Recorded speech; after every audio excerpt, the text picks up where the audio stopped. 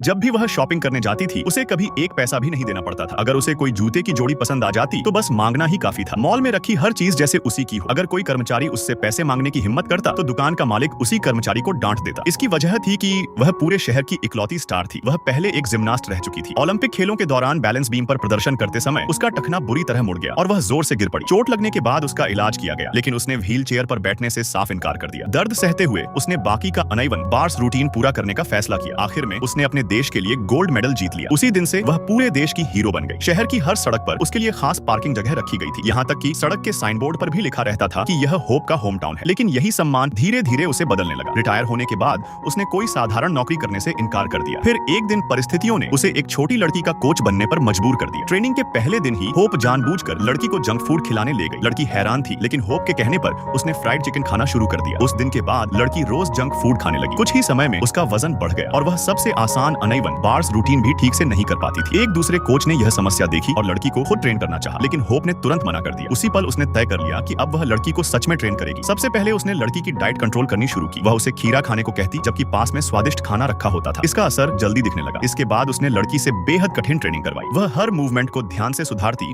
और छोटी से छोटी गलती पर भी काम करती। धीरे धीरे उसकी सख्त डांट की जगह धैर्य और समझदारी ने ले ली। एक बार लड़की बार बार लैंडिंग के समय संतुलन खो देती थी। तब होप ने अपना हेयर टाई निकाला और लड़की के टखने पर बांध दिया। कुछ कोशिशों के बाद लड़की की लैंडिंग काफी बेहतर हो गई। उसी समय होप को उस लड़की में अपना पुराना रूप दिखाई देने लगा। वह उसकी और ज्यादा परवाह करने लगी। यहाँ तक कि उसने लड़की को वह गुड़िया भी दे दी जो उसने एक क्लॉ मशीन से जीती थी। जल्द ही ओलंपिक खेल शुरू हो गए। जब प्रतियोगिता में लड़की की बारी आई तब होप को अचानक एहसास हुआ कि अगर लड़की चैंपियन बन गई तो उसकी पुरानी पहचान और विशेष सुविधाएं खत्म हो जाएंगी। सारा ध्यान लड़की पर चला जाएगा और लोग उसे भूलने लगेंगे। एक पल के लिए वह सब कुछ रोक देना चाहती थी। उसके मन में लड़की का ध्यान भटकाने का एक बहुत बुरा तरीका भी आया। वह कह सकती थी कि उसकी माँ यहाँ नहीं है और जिस विमान में वह आ रही थी उसका दुर्घटनाग्रस्त हो गया है। लेकिन उसने ऐसा नहीं किया। इसके बजाय उसने स्टैंड्स में बैठी लड़की की माँ की तरफ इशारा किया और मुस्कुराकर उसका हौसला बढ़ाया। जैसा उम्मीद थी लड़की ने लगभग परफेक्ट प्रदर्शन किया। आखिरकार उसने गोल्ड मेडल जीत लिया। सारे कैमरे अब लड़की की तरफ मुड़ गए। होप पीछे छूट गई, लेकिन इस बार उसके दिल में न जलन थी और न ही गुस्सा। वह चुपचाप मुड़ी और वहां से चली गई, क्योंकि अब उसे अपनी जिंदगी की नई दिशा मिल चुकी थी। वह अपने पुराने गौरव से चिपकी नहीं रही, बल्कि एक नए किरदार में खुद को फिर से साबित करने का फैसला किया। यह एक शानदार फिल्म है जिसका नाम द ब्रॉन्ज है। अगर आपको ऐसी प्रेरणादायक और भावनात्मक कहानियां पसंद हैं तो यह फिल्म बिल्कुल मिस नहीं करनी चाहिए।